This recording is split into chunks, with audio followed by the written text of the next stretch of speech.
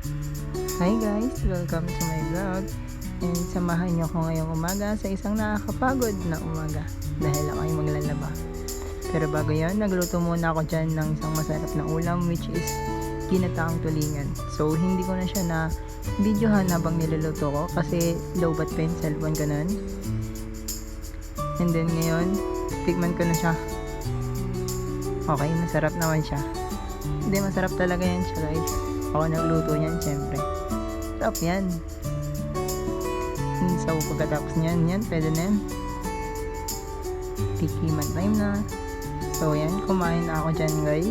Kasi kailangan natin ng lakas habang naglalaba mamaya. Kasi mahirap nang maglaba kapag nanghihina ka, diba?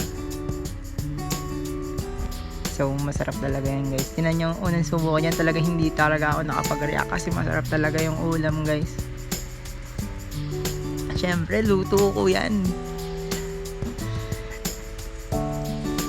Yan sige. Pangalawang subo ko dyan, yan pa lang ako magre-react na masarap talaga siya guys.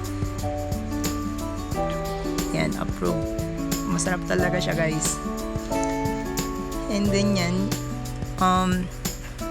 yung mga oras na yun talagang iniisip ko na kung gaano ba karami yung lalaban ko, talagang mapapagod ba talaga ako. Talagang ang init na yan guys, siguro mga 7 to 7:30 to 8, ganyan na yung mga oras na yan. Kasi natanghali ako ng gising kasi napuyat ako, which is may ginawa kasi ako nung gabi. And then yan, napagod ako na dahil kaya tanghali na ako nagising. Hala, sige, kain. Kain. So, yan guys. Iniisip ko na talaga kung paano ko i-execute yung paglalaba ko mamaya. So, ayan. Nagtitimba na ako dyan sa bambahan. Kasi dito sa amin guys is sitio pa din. Wala pa yung mga connection ng mga tubig, ganyan, wala pang nawasan na umaabot dito sa barangay namin. So lahat ng mga bahay-bahay is nakaganyan pa lang. Yan, manumanahin mo siya kung gusto mo magkaroon ng tubig.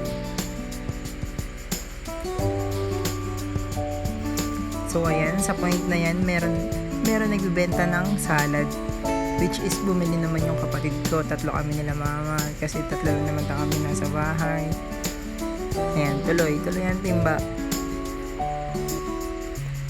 Sige, bomba lang. Diyan pa lang talaga pagod na ako.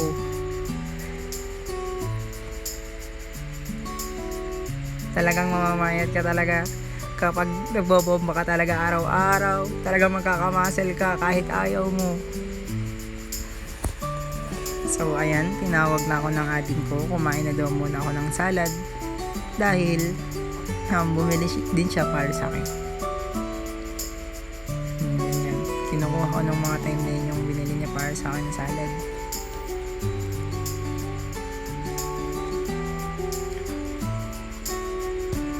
Wow, sarap naman yan. So yan, kumakain na po ako dyan. So, kinat ko na yung video dito kasi nahirapan talaga ako magbaba ng camera. Wala talaga akong pagbabaan kasi halos lahat against the light kasi masyadong maliwanag. And then yan, tapos na ako kumain ng salad. Balik na tayo sa paglalaba. Yan, nagpapanaw na pala ako niyan.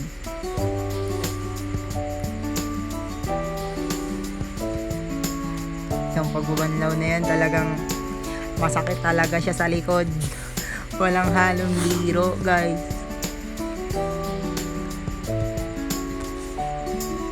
Hala, pagkasipag-sipag naman ng taong ini.